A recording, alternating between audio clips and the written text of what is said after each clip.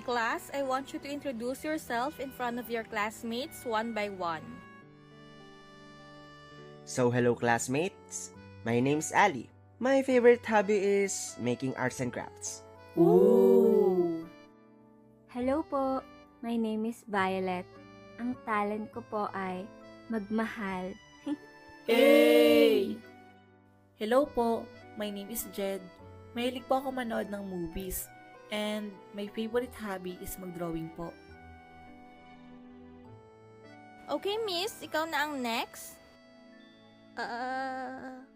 Kaklase pala natin siya. Hello, oo nga. OMG, ay, naalala niyo ba yung last year? Ay naku, pinag-alala mo pa. Kaklase pala natin siya.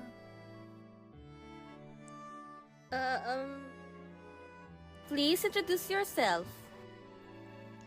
My name is Cassie. Narinig niyo ba siya, class? Kasi ako, hindi talaga. Paki-louder ng boses mo, nak, please. Para medyo rinig ka namin dito sa likod. Ay, nakain ako din.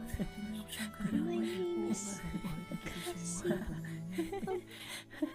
Kaya nga eh.